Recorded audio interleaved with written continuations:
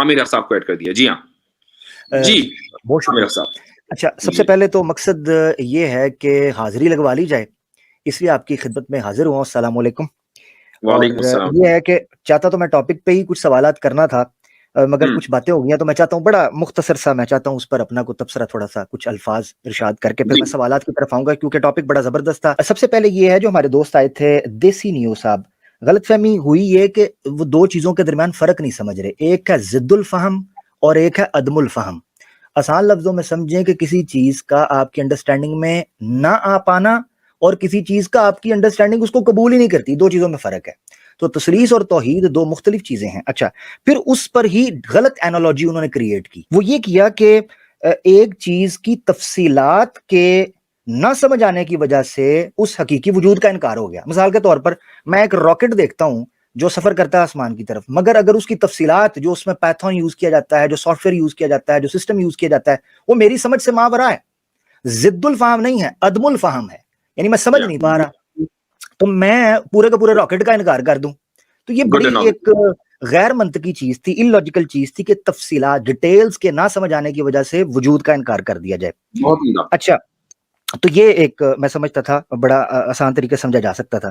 اچھا یہ دوسرے بھائی آئے تھے جو تثلیث اور توحید کی بات کر رہے تھے, حالانکہ جو مثال دی معذرت کے ساتھ اس سے تو ہر انسان جو ہے وہ تثلیث تو کہاں گئی پتہ نہیں, کروڑوں اور اربوں لوگ بن جاتے ہیں, حالانکہ وہ کہہ رہے تثلیث کے بغیر, ٹرینٹی کے بغیر چارہ نہیں ہے. اچھا پھر ایک اور مثال انہوں نے دی دیسی نیو صاحب نے, اس کا بھی پوائنٹ میں رکھنا بڑا ضروری سمجھتا ہوں. انہوں نے کہا کہ وہ جی بھائی نے حدیث پیش کی کہ اللہ تو اس کا مطلب کیا ہے, کیونکہ متشابہات میں سے جب بھی کوئی چیز ہوتی ہے اس کو سمجھنا بڑا ضروری ہوتا ہے.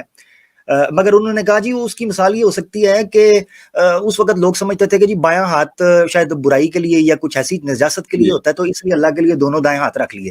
اب اگر یہ اس کو لٹرلی لوگوں کی سمجھ کے مطابق سمجھ رہے ہیں تو آپ مجھے بتائیں کہ اگر یہ جو توجیہ انہوں نے پیش کیا اس اعتبار سے اگر خدا کو امیجن کیا جائے تو انسانیت بھی سمجھے گی کہ عیب ہے, یعنی کسی انسان کا اگر بایاں بازو نہ ہو دونوں دائیں ہوں تو وہ کو مانسٹر ٹائپ ہی لگتا ہے. تو یہ ان کی توجیہ بھی جو اپنی طرف سے عقلی دینا چاہ رہے تھے کہ بڑا لاجیکل آنسر بنتا ہے, یہ خود ایک ان لاجیکل آنسر بن جائے گا, بلکہ آپ یہ سمجھے کہ انسانوں کو کراہت اور خوف اور روب پڑے گا.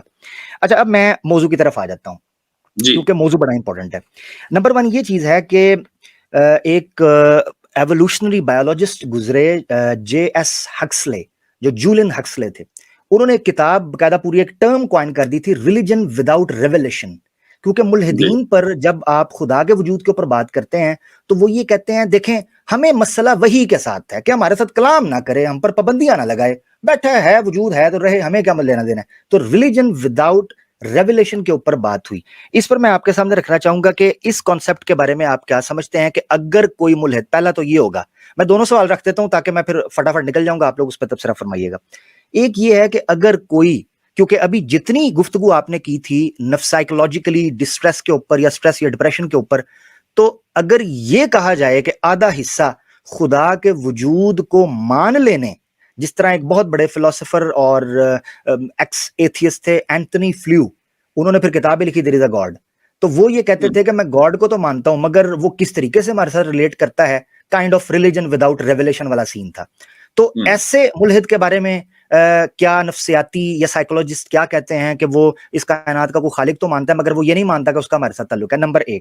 نمبر 2 یہ چیز ہے جو بڑی امپورٹنٹ ہے, کیونکہ میری جب ملحدوں سے بات ہوئی بعض اوقات تو وہ دعا کے, عبادت کے اور خالق اور مخلوق کے تعلق کے حوالے سے نفسیات کو بہت ابھار کر سامنے رکھتے ہیں. وہ کہتے ہیں کہ خوف کی نفسیات لائک فیئر کمپلیکس ہے, یہ دوسرے جو آپ کے سائیکولوجیکل انسٹنکٹس ہیں, نفسیاتی جبلتیں ہیں, فطرت ہیں.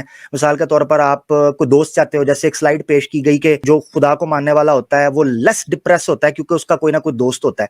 تو وہ کہتے ہیں یہ ایک بچے جس طرح فرائیڈ نے بھی ایک بیسیکلی کوائن کی تھی کہ نفسیات یا جبلی پوائنٹ کوائن کیا تھا, اس نے کہا تھا کہ چونکہ انسان کو نفسیاتی طور پر ما وراء الورا کہہ سکتے ہیں آپ, ایک ایسی ہستی کی ضرورت محسوس ہوتی ہے, تو اس نے اس کو کریٹ کیا تاکہ خوف کے وقت میں اور عبادت کے وقت میں یا اس طرح کی چیزوں کے اندر اس کا ساتھ دے سکے.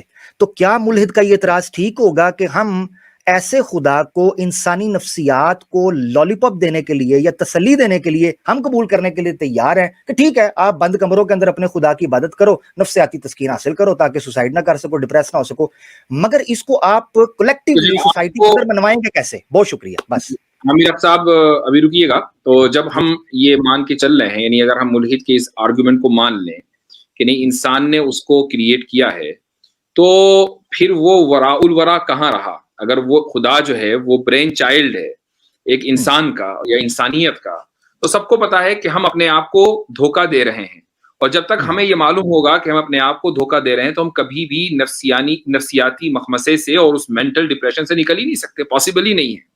ایک طرف ہم یہ اعتراف کر رہے ہیں کہ خدا نہیں ہے, دوسری طرف ہم یہ کہہ رہے ہیں کہ نہیں میں تھوڑا سا اپنے آپ کو خوش کرنے کے لیے مان لیتا ہوں کہ خدا ہے, تو اس سے خدا یعنی اس سے اس کا مسئلے کا حل نہیں ہوگا.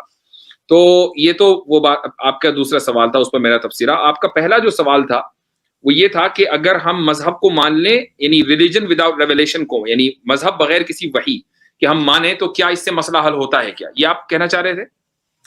یعنی یہ کہہ لیں کہ آپ خدا کے وجود کو تو مانتے ہیں مگر اس کا کوئی انٹرفیرنس ہے یا کوئی اس کی شریعت ہے یا کوئی تعلق ہے اس پر بھی اس سے بھی مسئلہ حل نہیں ہوتا, چونکہ اگر ہم نے کسی خدا کے وجود کو مان لیا کیونکہ خدا ہے, لیکن ہم ریویلیشن کو نہیں مان رہے ہیں, تو کبھی بھی ہم اس سے کنیکٹ نہیں ہو سکتے. اگر ہمارا اس اعلیٰ ترین ذات سے, اس سپریم بینگ سے ہمارا جو کنیکشن ہے وہ ہمیں مینٹل ڈپریشن سے بچاتا ہے, ہمیں نفسیاتی امراض سے بچاتا ہے, تو وہ کنیکشن اسی وقت ہوگا جب ہم اس کی بھیجے ہوئے کسی پیغام کو پڑھیں گے, سمجھیں گے, اس پر عمل کریں گے. اگر وہ بھیجا ہوا پیغام ہی موجود نہیں ہے تو کوئی کنیکشن نہیں ہے, اور کنیکشن نہیں ہے تو پھر ڈپریشن ہے. تو محض کسی چیز کا وجود تسلیم کر لینا, اس سے آپ اپنے آپ کو کنیکٹ نہیں کر سکتے. امریکہ مثلا موجود ہے, لیکن دنیا کی ایک بڑی آبادی امریکہ میں نہیں ہے, نہ امریکہ سے اپنے آپ کو کنیکٹ کرتی ہے. لیکن امریکہ آپ کو مثلا ویزا بیچ کے بلا لے تو آپ کنیکٹ ہو گئے. تو ایسے ہی مثلا کسی خدا کو ریویلیشن کے بغیر مان لینا, یہ بھی مسئلے کا ان لوگوں کے لیے حل نہیں ہے, وہ مینٹل ڈپریشن کا شکار ہی رہیں گے. ایک اعتراض اٹھ جائے گا مفتی صاحب, بڑی پیاری وضاحت کی. ایک اعتراض اس پر یہ اٹھے گا مختصراً, وہ یہ اٹھے گا کہ خدا نے پھر اس کو اتنا لمٹائز کیوں کیا یا اتنا اسپیسیفائی کیوں کر لیا کہ ایک رسول یا ایک نبی آتا تھا اس کے تھرو وہ سب سے بات کرتا تھا, جبکہ یہ ضرورت جو آپ پیش کر رہے ہیں یا جتنی سلائیڈز یہاں پر ماشاءاللہ پیش کی گئی ہیں, very intellectual and very informative, مگر مسئلہ یہ ہے کہ نفسیات کا ایشو تو ہر بالغ انسان کا ہے, مرد اور عورت کا, اور اتنا یہ ایک ڈائیورس ہے کہ آپ سمجھیں کہ آپ کی نفسیات مجھ سے نہیں ملے گی, میری بسلات صاحب سے نہیں ملے گی, صحیح مسلم سے نہیں ملے گی. پھر کیا ضرورت ہے کہ ہمیں جو ہے نا ون ونڈو آپریشن پر رکھا گیا ہے عامریت کی طرح, لائک ٹیکنیکل پولیٹیکل ویو.